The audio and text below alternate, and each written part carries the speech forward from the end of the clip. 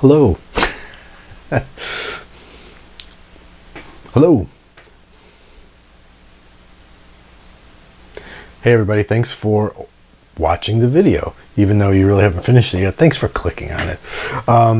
Instead of showing some finds today, because I'm actually organizing some of my books are a mess over there, I thought I would show some new titles that I've been reading that are really just, I'm digging. So maybe you will too. So let's see.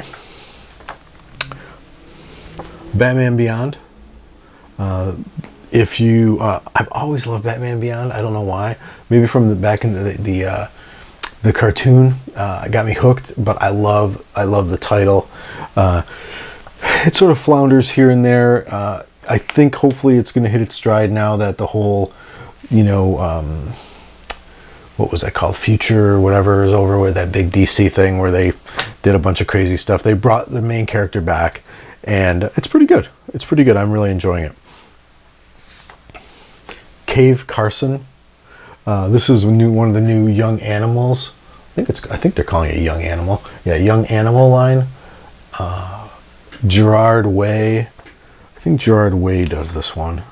Yeah, Gerard Way and Michael Oeming do the art. Really just a fun book. I am really loving it. Totally different type of book. Outcast. This is Robert Kirkman doing some really spooky, creepy stuff. And the art and the colors are just amazing. I'm trying to find a really good page that really highlights that. This is a dark issue, so it's really hard to tell, but it's all very kind of subdued and green and oranges and grays. It's pretty creepy. It's a very creepy book. The first episode or the first issue is really sometimes it's a little hard to read, I'll be perfectly honest. Let's see. I'm curious what other people think about this, if they're reading it at all. As we have been burned so many times, I almost didn't get this, but then I was like, the artist he's probably my favorite. So I went ahead and, broke down. It's Jim Cheung, and it's the clone conspiracy, the Spider-Man clone conspiracy. Again, God, there's been so many of these that I shouldn't have done it, but his art, I just had to do it. And then, look at this page. That is just beautiful. He's such an amazing artist. And I want to tell you what, the story is not too bad, because it's brought back, what's his name? Doc Ock, whom I think is pretty cool, whom I dig. So, if you were into Spider-Man and you didn't think you'd want to give this a chance, give it a chance, because it's a fun read. Let's see. Of course, this is very popular due to the television show. If you didn't get to read the first run of Alias, pick it up. I've got the omnibus plus all the issues, but here's the latest Jessica Jones title. The cool thing is the same creative team. You've got Bendis writing, you've got Gatiss doing the art, Matt Hollingsworth, who is incredible doing the coloring, and David Mack is doing the covers again. Just beautiful. Beautiful stuff. Just to see the art and the colors, everything back again. That was one of my favorite series back when it came out. So this has been really fun. The covers have been okay. They're a little, I don't know, but it's still pretty neat. Probably the first book I read when I get my books. Actually, I got a stack in the other day. I probably mentioned this. I use Discount Comic Book Service, and I love them. DCBService.com. I'm not getting any money for this, obviously. You order your books, so they're minimum they're 40% off. There's also bundles for 50. They're 50% off. Sometimes 75% off. So you can order them right on the site. You can actually download not a PDF, but an Excel. Fill it out, send it to them, upload it, they ship it to you. You can get it shipped weekly, bi-weekly, once a month. I get mine once a month. It seems to work out well for me. But when this book comes in, it's the book I read first, and it's Invincible. one of the coolest and most fun, and just well written. Again, and this is a Robert Kirkman. A lot of people, they just think of him as Walking Dead. But no, he's been doing this forever. Well, it's up to issue 131. Sad news is they are ending it. But you can get the trades, pick them up. If you're not sure, you can find these around sometimes. This is number 1, but it's one of those, what do they call them? Like Image First, and it was $1. So sometimes you can find that, and you can take a look at it. He's always changing it up. He's always doing something interesting. He's always doing like a reboot where something huge just changes the whole universe of the comic. I love it. And the colors in it are amazing. The art's amazing. Just a very, very cool book. I got to not look at it because I'll start reading it again. I've already read it twice. Let's see. What else do we have? Oh, so much cool stuff out. This one's up to issue like 18 or 17, but I'm way behind in my reading. It might be hard to read the title on this one, but this is Descender, and just an amazing title. If it's written by Jeff Lemire, I'm gonna buy it no matter what. I'm gonna buy it because he's my favorite. But Dustin, I can never say this guy's last name, Nigan, that's not right, does the art. It is so beautiful. Watercolors, the whole thing. Just these beautiful watercolors. So, again, it's been traded already, so pick up the trade. It's incredible. I'm looking forward to reading through and catching up on that. This one, I read a review on in like CBR, and so I decided to pick it up, and I'm probably going to keep collecting it until it disappoints. But this is a Mother Panic, and I believe it's a Young Animals. Yeah, it's a Young Animals, DC Young Animals, Mother Panic. The art in it is really wild. Can't remember his name. Tommy Lee Edwards. He is somebody I've been wanting to get some original art from, or a con sketch from, for a long time. But he is doing the art in it, and it's neat. It's neat. It's very kind of graphic, and it's pretty cool. And it takes place, it seems like, sort of in Gotham or the Bat area, because they reference Batman. And I think he even shows up at the end of issue 1, maybe issue 2. So the cool thing is, in the back of all these Young Animal ones, they're putting like a little about this character in case you've never heard of them. I don't think Mother Panic, I've got to look this one up and see if she has been in anything else, sort of like how some of these other characters are. But really this is a dark title. This first one has to do with some really serious stuff, but it's a cool book. It's a cool book. Now let's switch up to something a little lighter. The second book I read when I get my books is Hanna-Barbera's Future Quest. These are so amazing. They're written by my friend Jeff Parker, and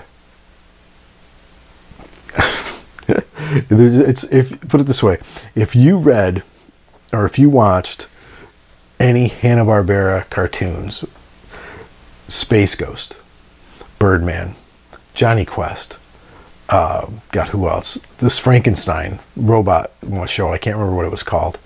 God, I can't remember all of them. There's just, think of a cartoon back then from Hanna-Barbera, and they are in these books.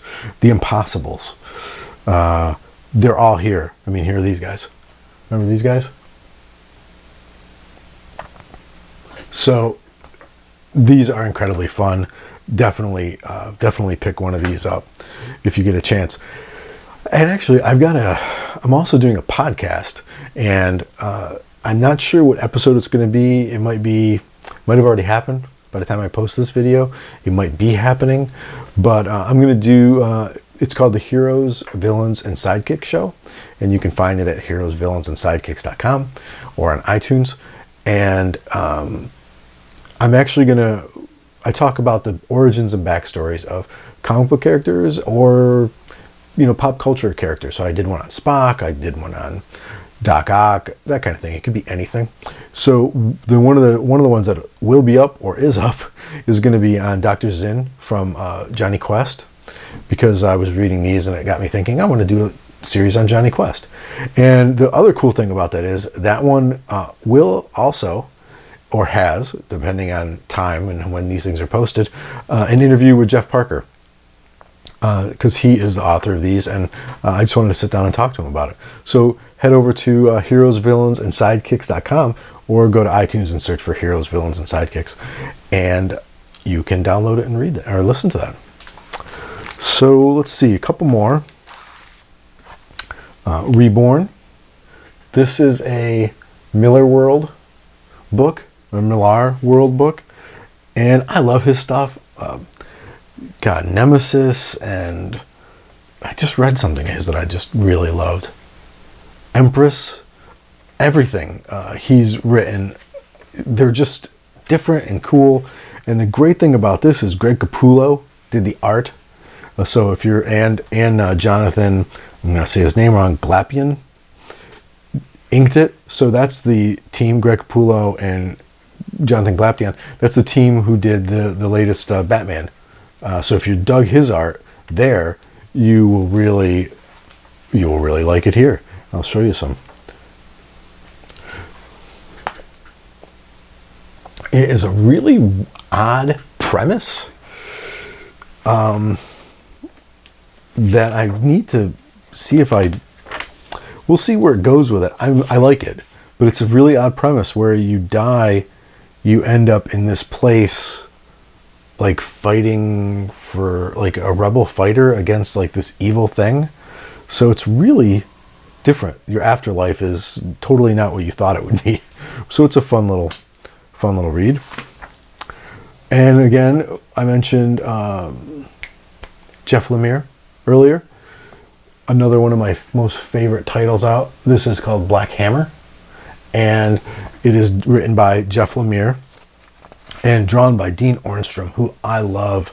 Again, this got pushed back a little bit because Dean Ornstrom, I believe he had some medical issues, so it got pushed back. But if you're not familiar with his art, it's very kind of gritty, very kind of minimal and spooky. That's why he does a lot of these kind of books.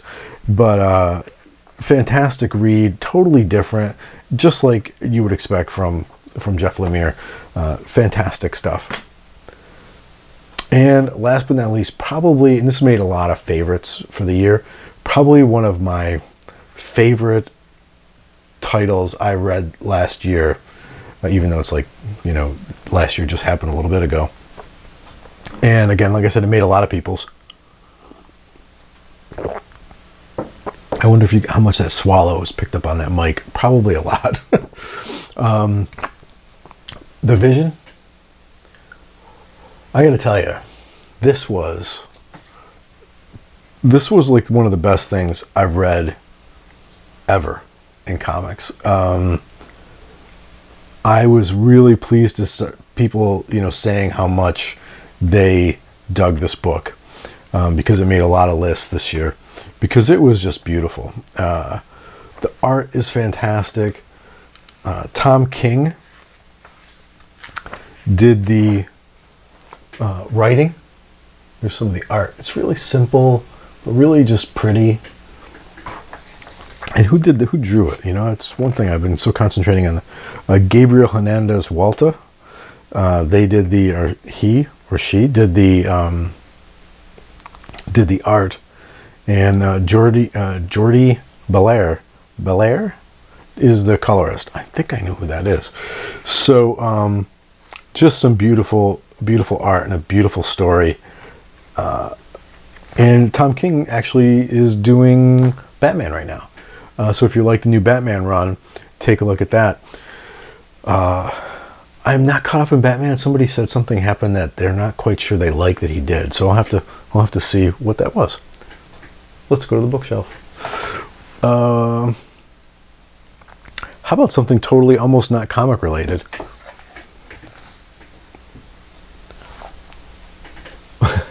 Boilerplate.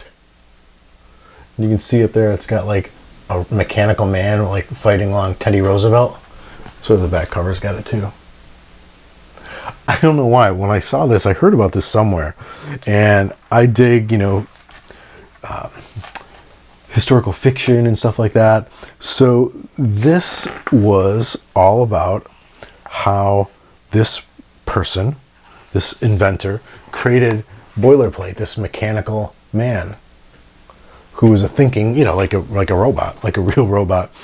And it's like a history book. He was at the World's Fair and all this stuff. And then it shows him, throughout history doing things alongside people and fighting in wars and like this is him along like Lawrence of Arabia's troops. So then they do that call out, like there he was there. And it was really a fun book. It was a fun book to read. And if you like historical fiction and just neat stuff where they change things around, I mean, look at that.